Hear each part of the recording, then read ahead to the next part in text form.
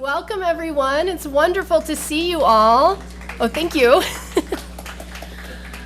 I'm really excited to be here with all of you for Krannert Uncorked, featuring our inaugural Poet Laureate, Will Reger.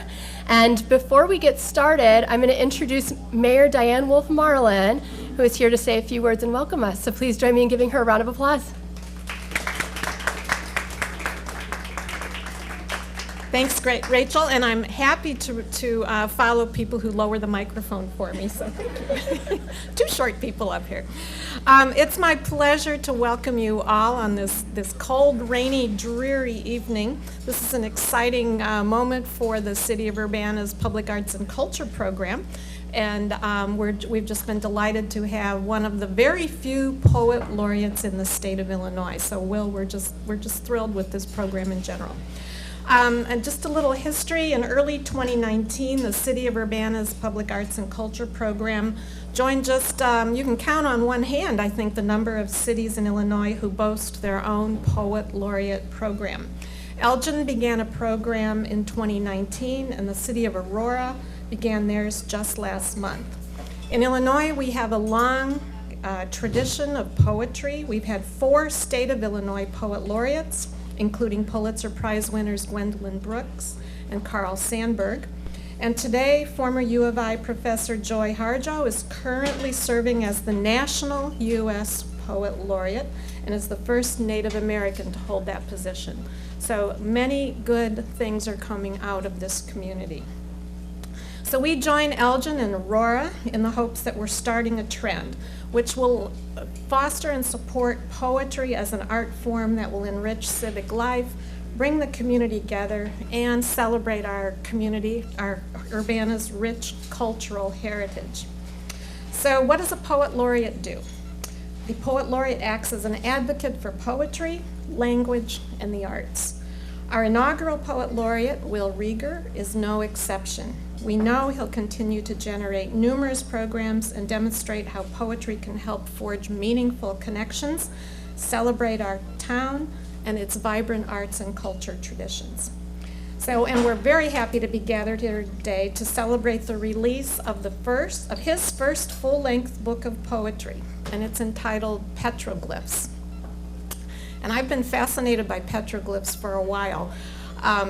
Whenever we used to travel out west quite a bit, and we'd always try to find the petroglyphs out west. And I remember one of the most moving petroglyphs that I've seen is when we took our family on a raft trip down the Green River in Utah. So you put in near Moab and you float down the Green River, and at some point you go through a place called Desolation Canyon, and we got out of the rafts and camped somewhere in Desolation Canyon and hiked just a little while, and you'd come upon this sandstone cliff, and carved into the wall of this cliff were just petroglyphs everywhere, and it was just remarkable. You'd stand there and you'd look at these pictures. You'd see handprints, and you'd see a bear, and you'd see sheep, and you'd see these fantastical depictions of people and other beings. I mean, you can see why people think, well, the aliens were here, because you're not sure what folks were thinking of when they carved these things into the sandstone. And it all reflects on humans' need, even prehistoric humans' need, to leave something behind, to leave, in their way, their words, which were pictures many, many years ago. And another trip we took was kind of following some of Lewis and Clark's trail out west. And in Montana, there's this, it's called Pompey's Pillar, which William Clark named. He stopped and he carved his name on this sandstone outcropping, and it's the only physical evidence left of the Lewis and Clark expedition, and there's his name carved into the sandstone. It's W. Clark, July 25th, 1804, I believe. But it just shows you humans need to leave something behind, to leave their words behind, to leave evidence behind that they existed. And so I think the fact that you've entitled your book Petroglyphs means you're carving your words into the sandstone of our time, and it continues that tradition. So congratulations. And I want to thank the City of Urbana's Public Arts and Culture Program Coordinator, Rachel Storm. She's just been a tremendous, inspiring, creative leader, and this program has grown by leaps and bounds under her leadership. And just in the last year or so, we expanded the program to include culture. For a long time, it was the Public Arts Program, and then we decided one of the things I wanted to do was really recognize the role of our international community and our rich cultural heritage, and the fact that 20% or so of the people in Urbana were born in a different country. And with them, they have brought an amazingly diverse and rich cultural dimension to our community. So we are now the Public Arts and Culture Program, and under Rachel's leadership, we're just doing great things. So I'll bring Rachel back up here, and she can introduce our Poet Laureate. Thank you. Let's give one more round of applause for Mayor Marlin.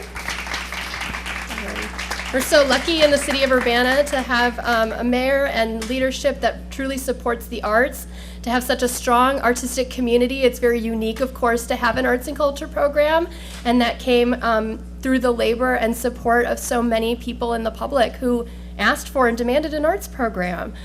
So I feel very lucky to serve in this role.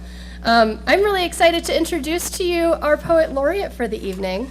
I first want to say that on behalf of the City of Urbana's Arts and Culture Program, I want to thank, of course, you all for joining us and celebrating our inaugural poet, Will Reger. But I also want to thank Krannert Center for the Performing Arts. Today they partnered with us to be able to bring this important event to the public through Krannert Uncorked. And of course, if you haven't yet had your fill of wine or cheese, there is still time.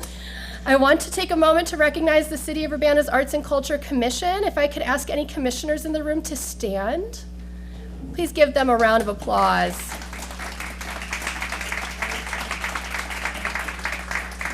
We have a 9-member advisory commission, and their forward thinking is what makes this program really dynamic.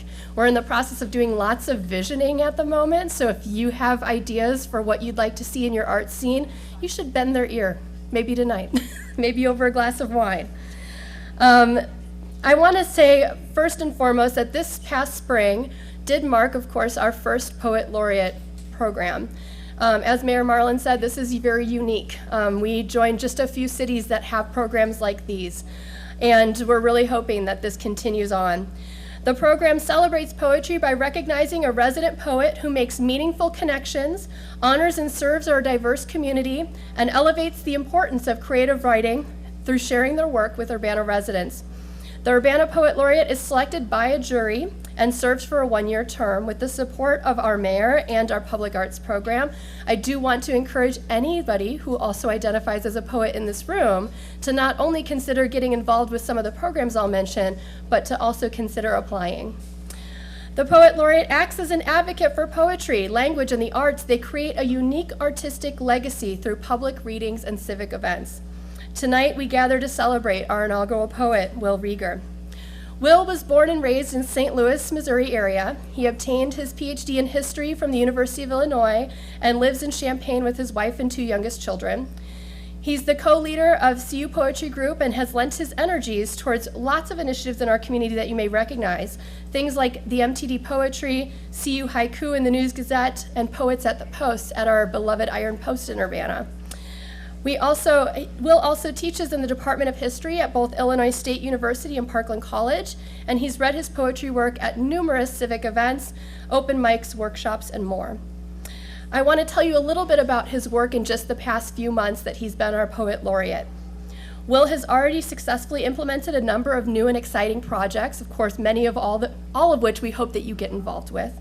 One is our Poets on a Park Bench TV and web series, where poets can sign up to actually sit down in a local park with our Poet Laureate, talk a little bit about themselves, and read parts of their work and share their work on air. And this airs on Urbana Public Television and online.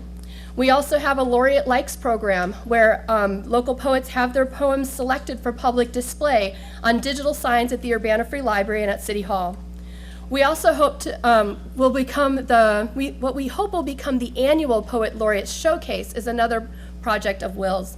This is where the Poet Laureate curates an evening of readings from selected local poets.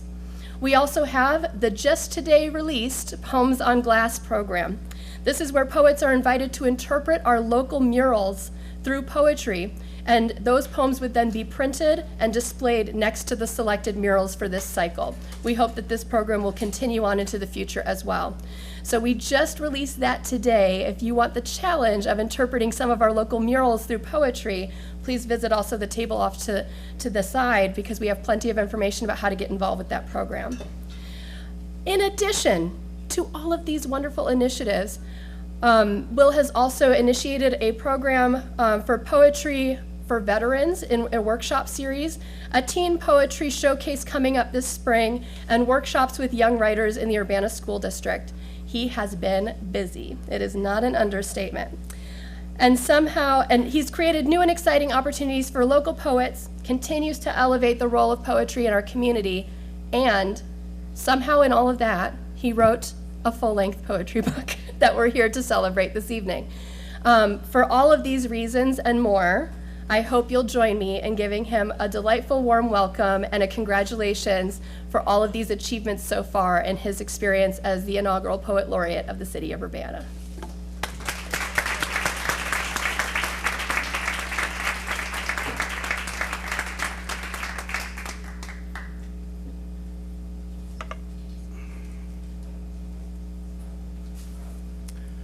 Thank you, everyone, for coming this evening. Thank you, Madam Mayor, for your kind words, and Rachel as well. I have to be completely honest, I would not have achieved anything without Rachel's support. She's been quite helpful in organizing things and getting resources that will allow me to do things that I think would be good. Joseph Brodsky, who was a Russian poet exiled into the West, said this: a poet is a tool of the language rather than the other way around. And I think that is something very important to consider, because poetry is something that influences us, and when we write poetry, we're often caught up in emotions, memories, words of all sorts, and these things carry the poet rather than the other way around.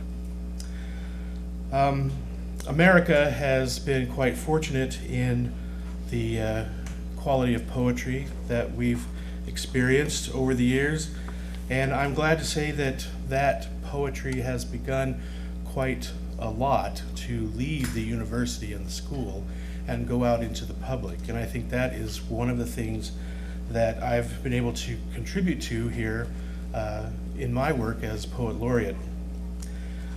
That's what it means for me to advocate for poetry, is to bring it to the point where people who are not already being exposed or writing poetry can take part in that. Now, I was born and raised as a bookish introvert, and I was writing poetry at least since the first grade in elementary school, so it's been a passion of mine for a long time. I got serious about it in high school, and I started to send poems out, little things that sounded way too much like Emily Dickinson, on onion skin paper with an electric typewriter, and then fold them into an envelope with a self-addressed stamped envelope, send them off. And in those days, back in the late 70s, the poetry scene in the United States, I think, was much smaller than it is now. Otherwise, how can I explain the fact that I'd get these poems back with long handwritten letters from the editor telling me why they are unpublishable? So I went to college, I got married, my lovely wife Mary over here on the side here. Went to graduate school, we raised 4 children, I started a teaching career, and then in all of that, I wrote very little poetry. I wrote a dissertation that had poetic moments, but I was not actively pursuing the writing of poetry until in the year 2010, a friend of mine who is an active composer wanted to get some lyrics for her songs. And so I said, here's some that I have, sent them off to her, and she set them to music. These were not any sort of contemporary song necessarily. They were in the lieder tradition, the tradition of the formal song. We called it Tochtenlieder because the poems were about my daughters. Anyway, I received $100 for that effort, and nothing breeds success like success. I decided maybe what I've written is palatable to other people. So in 2013, I joined with Jim O'Brien and Stephen Levine to start a little poetry group. We call it CU Poetry, that meets every Tuesday evening at 7 over in the Champaign Public Library. And in that group, and I think many people in this room would attest to this, we've been able to establish a very nurturing, open environment where people can feel free to bring their poetry and basically have it torn apart and then rebuilt. One of the things that was done in this group is we decided at some point that not very many of us knew how to submit poems for publication. So we had a poetry submission workshop. We held that over in, I can't remember the place, it's a cafe. And as a consequence of that, a lot of us started to send out poems for publication. And from that time forward, I've been what I would consider an active, published poet. And then, wonder of wonders, in 2019, I was nominated to be the inaugural Poet Laureate. And I remember very distinctly, we were at the IMC, and I was sort of feeling sorry for myself, or maybe a little bit inadequate, and I said, Rachel was there. I don't know if I was talking to you or you just turned around and spoke to me, but I said, I don't think I'm going to apply for that. I'm not really the kind of person who gets into the public. And she turns around and she goes, apply. And so I did. And now here we are. And it is a great honor for me to be able to serve the cause of poetry in this community. And to be in sort of the same team, if you will, with other poet laureates, and to be able to, as Rita Dove said, combine the intimate with the public, and to realize that I am capable of a larger voice. That is how I want to promote poetry. And so Mayor Marlin said that petroglyphs were like pictures, are pictures that remind us of the past, and I think that's a very apt description. And sometimes my poems are like pictures in that the goal of the poem is to try to capture the moment rather than make a point. So let me share with you this one, which was written in the library. Lunch on the library patio. A little boy swings his legs. His mother, slight, dark-haired, leans over to wipe his face. The overcast sky sags to meet her eye, her touch for itself. She peels an orange halfway and feeds the boy a bite at a time. Her torso is thin, upright like a boy's. She sits lithely, stylishly, sunglasses propped in her hair, and gestures like the Buddha when she speaks to the boy, one delicate finger raised in benedictory fashion. Her husband, who is in university, joins them for their picnic lunch, and she releases her hair for him, smooths it, coddles it into sleekness. She slips her feet from her flats. Her soles are pink and narrow, like slim boats that float on a lake. Slim, pink gondolas for her beauty. I don't know if you want them to clap now or wait to the end, I don't care.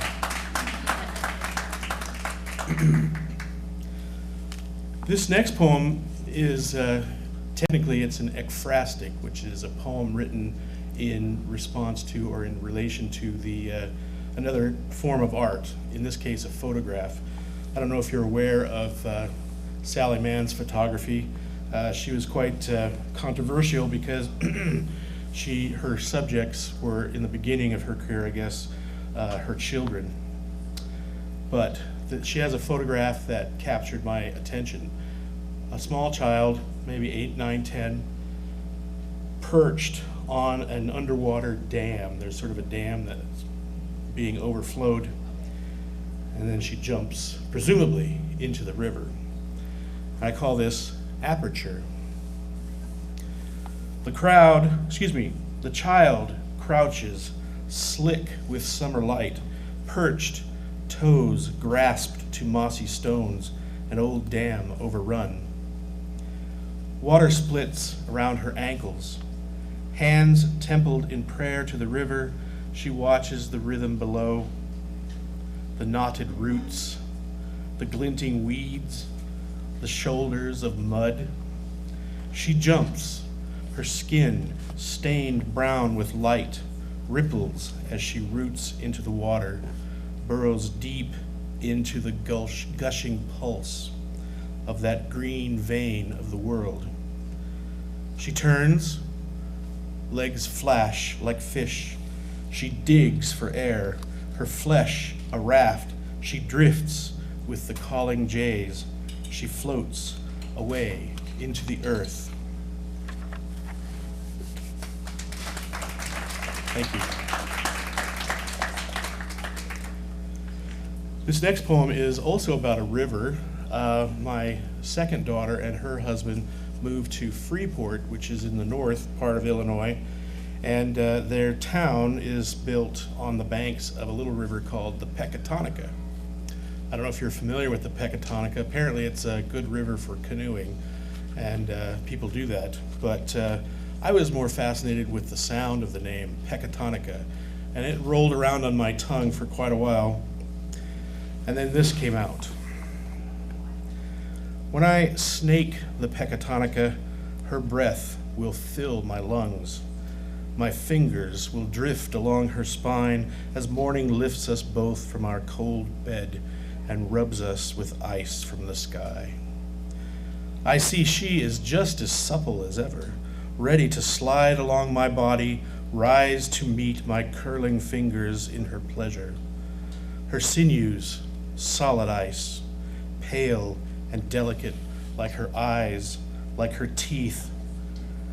With the dawn we separate, go our way, me to breathe again, to find fire, and her down to her secret places where she can stroke her stones, bring her fish out and let them play in her hair.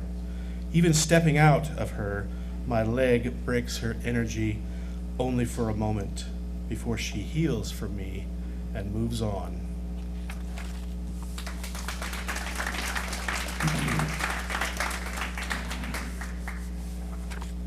When I was a young man, age 10 or so, 12, back in those days, you could return soda bottles for 5 cents. Not the brown beer bottles, but the clear soda bottles. And we made quite a bit of money as children doing that, but sadly those days are gone. But I have this poem, I call it Returnables. I found you up to your neck in ditch mud, your hard mouth submerged, open to the algae, black tadpoles hovering. Could this be the Judah kiss? How long have you been waiting to be found, my friend? How far have you come by pickup truck or foot, only to be abandoned in these woods, thoughtlessly forgotten. I take you up, empty your gorge into the barely flowing ditch water, swish you clean and wipe you off. I have a hose in the backyard. Despite the filth and indignity you have suffered in your pursuit of offering relief from darkness, your sassy sparkle, the cold pleasure, the very apex of your dream. I know your worth, your purpose, all now forgotten by everyone else. It is the same for us all. Release, emptiness, and you are lost, tipped and tupped and tossed, but you are returnable. You will be redeemed.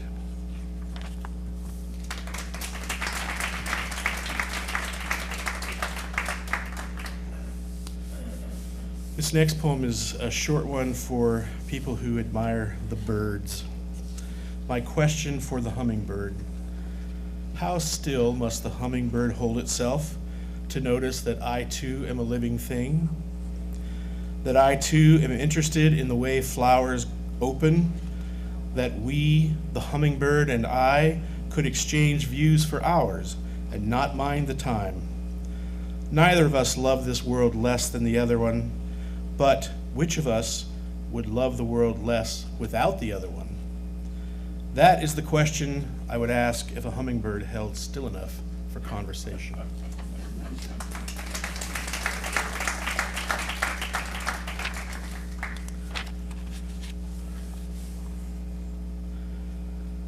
Is it too early for a Valentine's poem?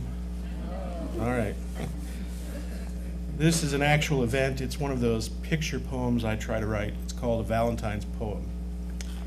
The mist was creeping across the grass, but the geese knew the dog was coming. The dog, released from his leash, saw the geese were his, given to him by his mistress. His yellow pelt rippled with joy, and he called to the geese, running toward them, "Be mine, be mine, be mine!" The geese, relinquishing their quiet, rose one by one from their places in the grass and called down to the dog pirouetting beneath them with gritty salt in their voices, "Never, never, never."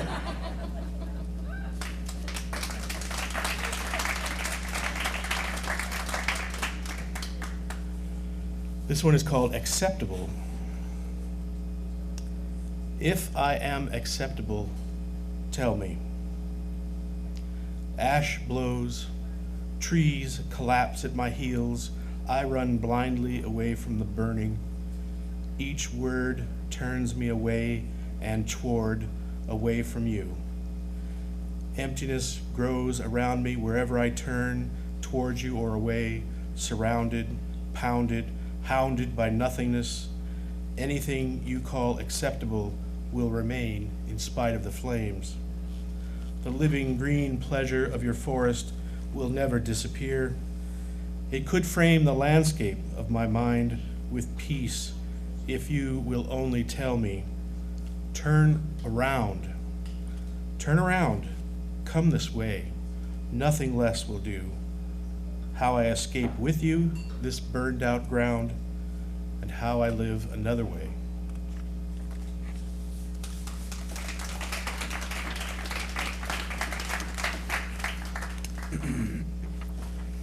Another love poem dedicated to my wife, Mary.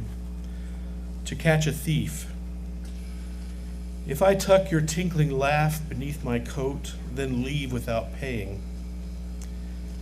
If I reach into the bulk bin of your love and scoop out a double handful into my pockets.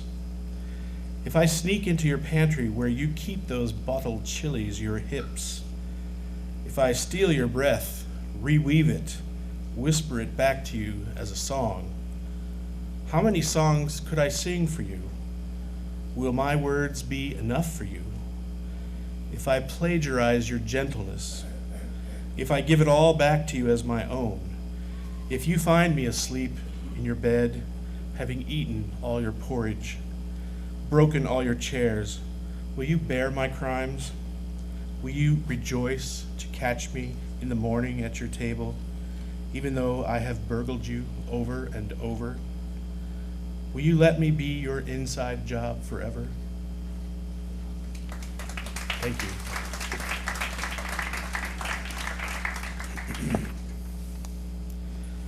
And since we're in the mood, another love poem. I call this The Rucksack. My love gave me a rucksack made from the heavy canvas of love. I was eager to carry it on the trails we followed through life. I wanted to fill it with all the beauty we found along the way. Fill it with food, colors, words, music, a neatly written account of it all, with sketches and calligraphy, scholarly observations and poetry, scientific measurements and bon mot, vignettes on wildlife and pressed flowers. I wanted to bring the world home in this rugged bag she made from love. But when our journey ended, I found the bag empty, torn, stained with blood, grime, weariness, and pain. The canvas, though tough, was frayed and torn, even cut by anger and knives. And is that a bullet hole? So many tears poured into it. All the bodily humors, the filth, the agony of birth and death, sweat-stained and sun-bleached, sour-smelling and ruined. My love gave me a rucksack made of love. I brought it back, containing only my last breath.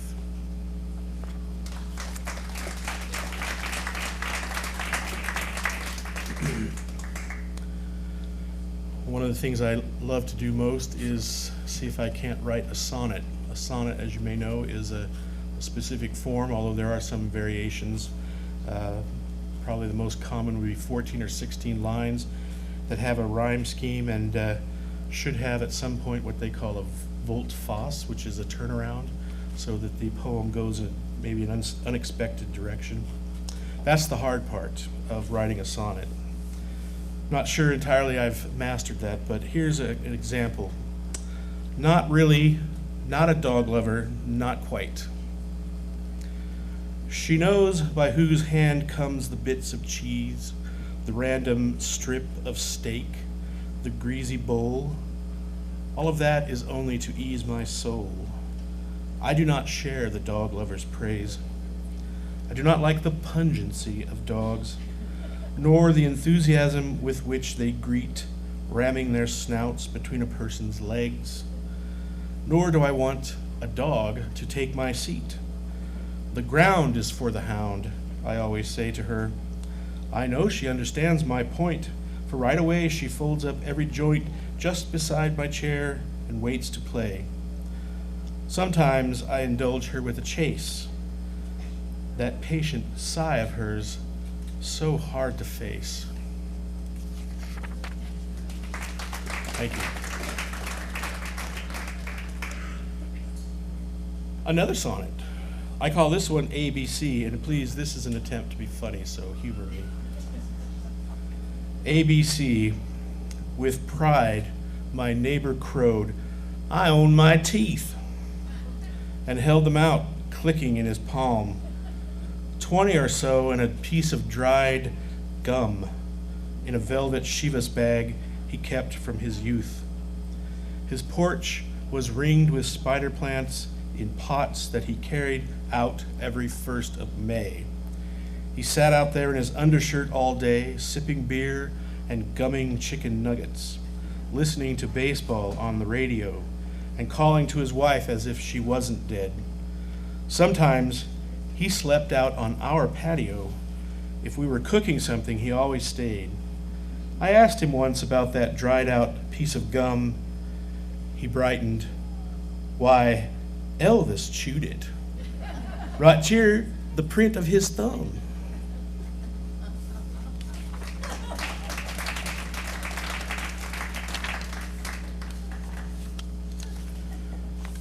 One last sonnet.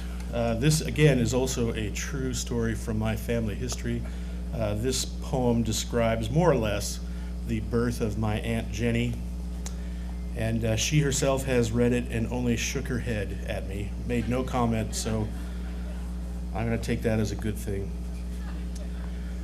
The punchline, though, is the title. The title is, He Made His Own Supper. She lay exhausted in her sweat-soaked shift, her baby girl in her arms, safely born. Hours ago, her husband Walter had left. Now Bess went to ask if he was coming soon. He thinks he'll name this child like he always done, but not this time. She planned to make a scene. Lean and whiskery he came. That my son? No, sir. This here's your daughter, Abilene. Oh, his look. Another girl, he spat. Well then, she will be Fidelia after my mother. I'm sorry, Walter, it's too late for that. This here's Abilene, and she'll be no other. Still as a hunting cat, he stared at her. Well, I'm hungry. Get up and fix my supper.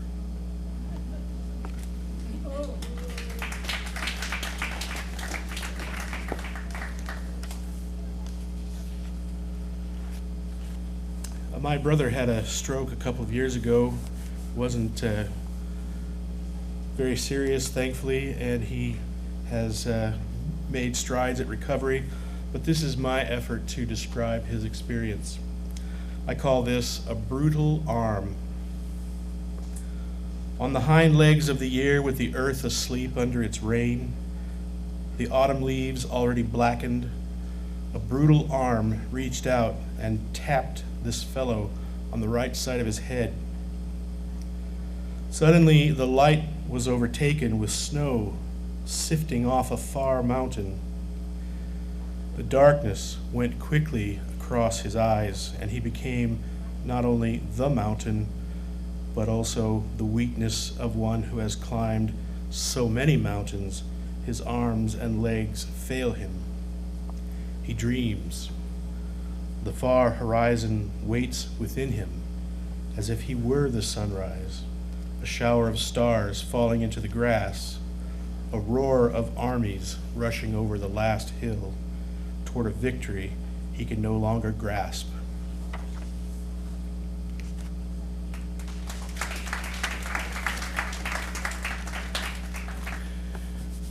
This next poem is, again, involves my aunt that I mentioned earlier, but I will say that none of this happened. But she bought a new Jeep, and I was one of the first people to ride in it, and this came to me while I was in the back seat. The new Jeep. The red of this pen is not the red of the Jeep my aunt bought. The red of her cheeks is not the red of the sumac by the side of the road, where the red of the flashing lights found my aunt in her Jeep off the shoulder.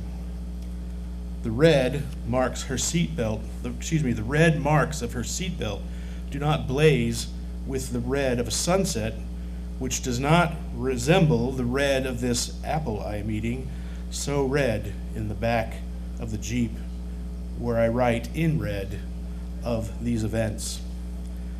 But not as red as the blood of a deer, the red smear on the pavement, the red splatter on the shattered windshield, the red in her eyes weeping as she cries into the red cell to her husband, a man with red hair in his beard. Red are his words to her. Red is the ink of my pen. Red is the new Jeep wrecked. Red is the deer gone down. Not a happy ending for the deer.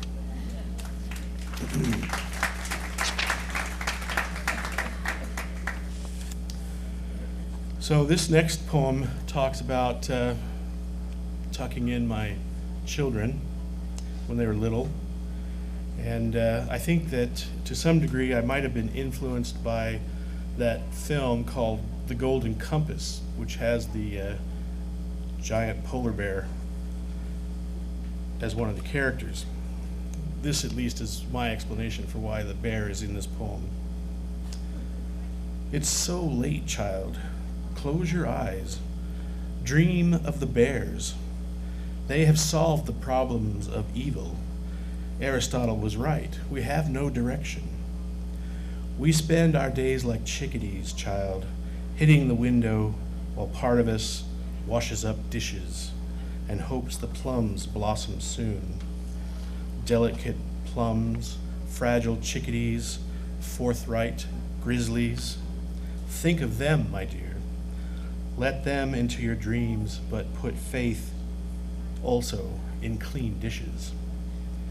You may awaken tomorrow to find your house in flames and the bodies once couched there lying in the fields. All your dreams, now just loyal dogs hiding with you in the brush. Early morning raid, you run for your life with nowhere to take you in, and that is what the grizzlies are for. Keep them with you always. Feed them mice and fish and honey. Do that and you will sleep in peace. Now go to sleep, my dear. Bears wait outside to take you, one way or the other. I'm only joking. No, I'm serious. Thank you.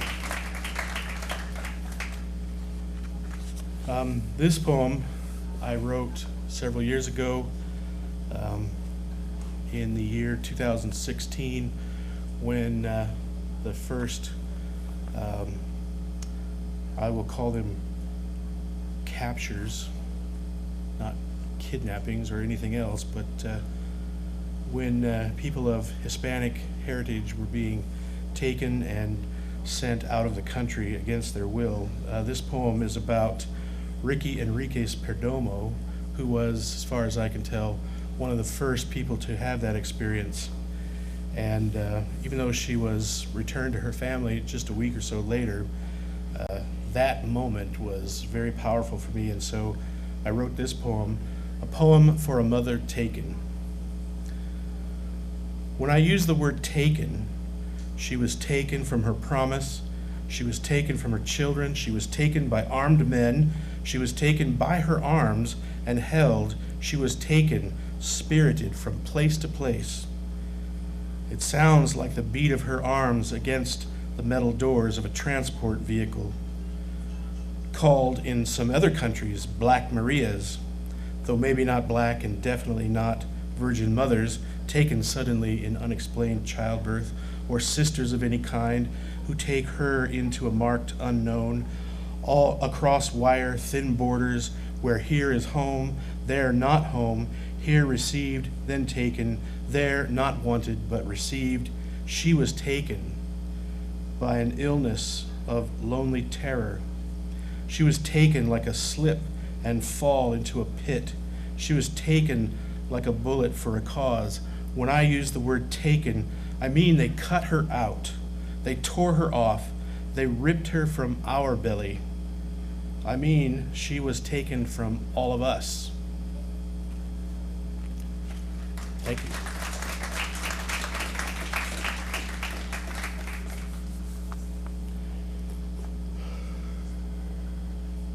The next poem I'd like to read is an environmental poem.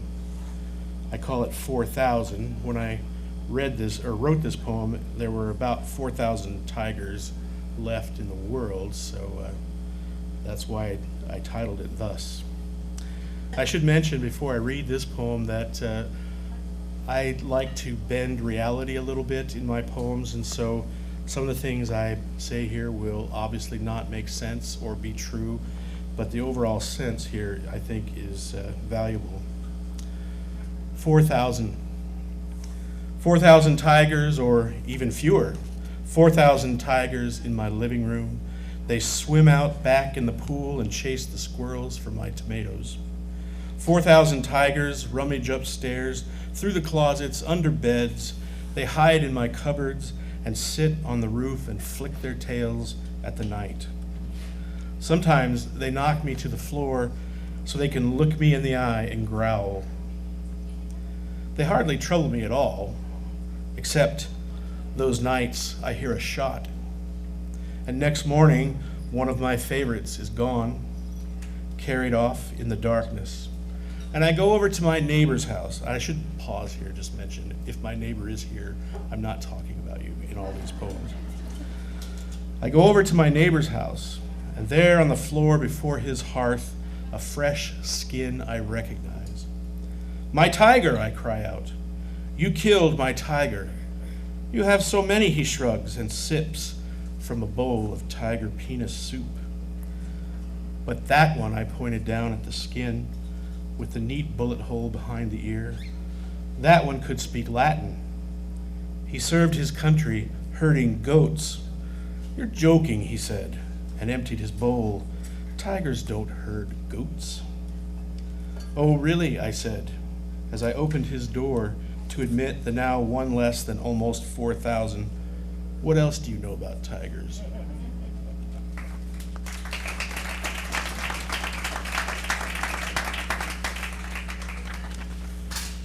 Okay,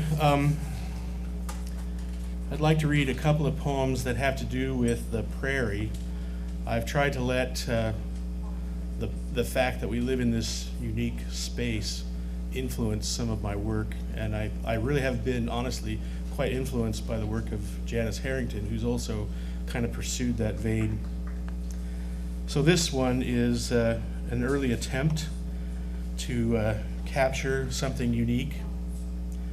It's called Prairie Restoration, and then there's an epigraph, "Me in Place and the Place in Me" by Seamus Haney. The grasses and flowers growing in this park sink their roots into their ancestral ground that we reclaimed anew in our repentant time. Zabrinus grass, purple jopai weed. They are not wild, but planted as restoration. A treaty between man and wild has somewhere held, somehow, and these first settlers are brought to reclaim this corner. Not by virtue of wind or excrement, fire or flood, or the broad extension of roots, the usual means by which a prairie spreads. These grasses and flowers are set here by guilty hands, which hope to make good the trespasses of the past. Butterfly weed, sneezewort, vervain. We have battered the soil for more than 100 years, but healed here by establishing a zone, a sort of DMZ, for ironweed and clover, blazing stars, India grass, and spurge. The wind here is strong, and the sunshine still promising. The birds and insects live here in all their glory, and frogs and snakes along the water line, and once I saw a creature low and furry slink toward water, heavy with its minor crimes. These tempt the plants into believing they have a future. But can they not see the concrete sidewalk that holds them? Can they not see the housing development? Pogrom of the plow is surely on someone's mind who plans to build over this prairie restoration, for where there are houses, a need for more is growing. But this prairie ghetto still sings with amazing life, and I am here as witness, walking, thinking, writing, in tune with something restorative and good. Existing here in this place, and this place in me, I am at peace, but under no illusions.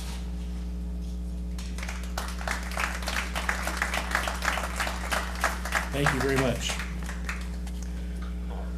Why live on the prairie? Because it swells up and surprises me with visions. Because the horizon runs along the edge, a cold river. Because flowers are more beautiful in tall grass. Because ice packs have polished this ground with stones. Because it is too far to go to leave it behind. Because nothing stands between here and there except distance and the effort it takes to leave. Because it sweeps into my eye every day. Because I raised my children here like corn. Because they have left blood and tears in the fields. Because my body will be laid down here. because its birds are so busy with their lives, because my people have passed through with nothing to hold them here against the wind, because I can taste its open wounds, because I have no other place, because the sunrise arrives on time. If you lived in the mountains, you would know what I was talking about.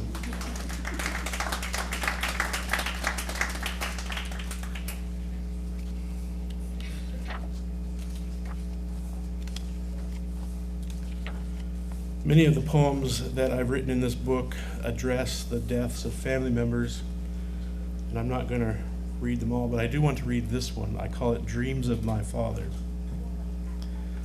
Sometimes I dream of my father. In the corner of my eye, I see him walking along the street, and I turn to call out something. But in that instant, I do not know what to say. I feel it is just a lie I tell, that I saw him or dreamt him. Just a way for me to keep him close, to turn him over and over in my hands, between my fingers like a coin I am saving for the payphone. I want to call, but then I drop my father down a grate. Sometimes I dream of my father that he is writing to me a letter, or maybe that he is writing me, as if I am his story, the true story he always wanted to tell the world back when he had a tongue, but no words. My dreams are like his words now, but he has no tongue. His words are old roads I know in my sleep, and I follow them the way a horse comes home at night, his rider drunken, strapped over the saddle. Sometimes I dream of my father. I know it is him because he is not there.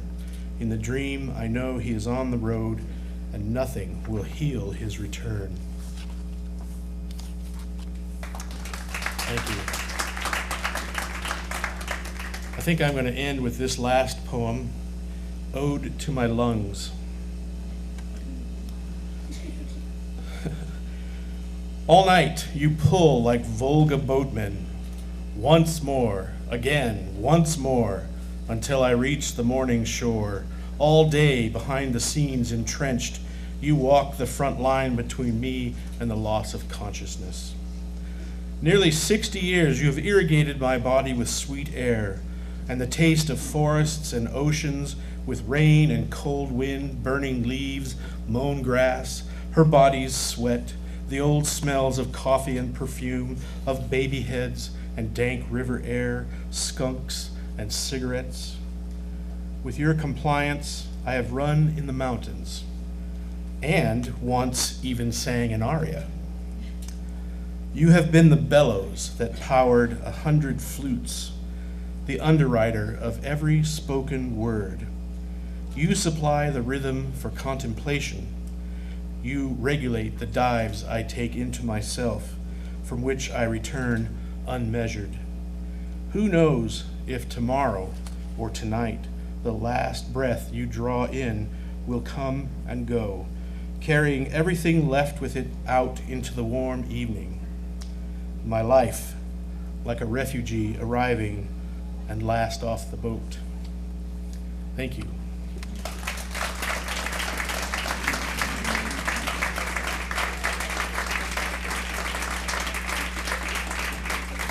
Let's give another round of applause for Will Reger.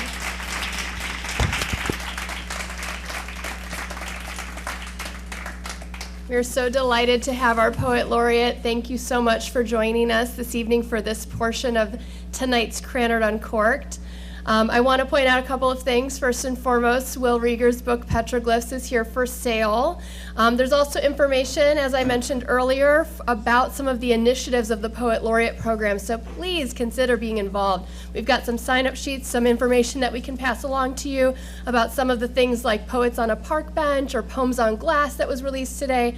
So don't leave without learning more about these initiatives. And if you yourself aren't a writer of poetry and don't want to begin right now in your life, you can always pass it along to someone you know who does write and who you think would be excellent for submitting to some of these things or having their work featured through the work of the Poet Laureate. So I want to take a moment to just thank Will for all of the work he's doing, congratulate him on his book, and thank you all for sharing this moment with us. Thank you. In just a few minutes, we're going to have some more music from Sam's Ginger Trio, and we're super excited about that. I want to thank Sam Ginger and the trio that's been up here for just tremendous work, and they'll come back up in just a moment. But if you haven't gotten your wine and your cheese, this is your chance. Thank you for coming.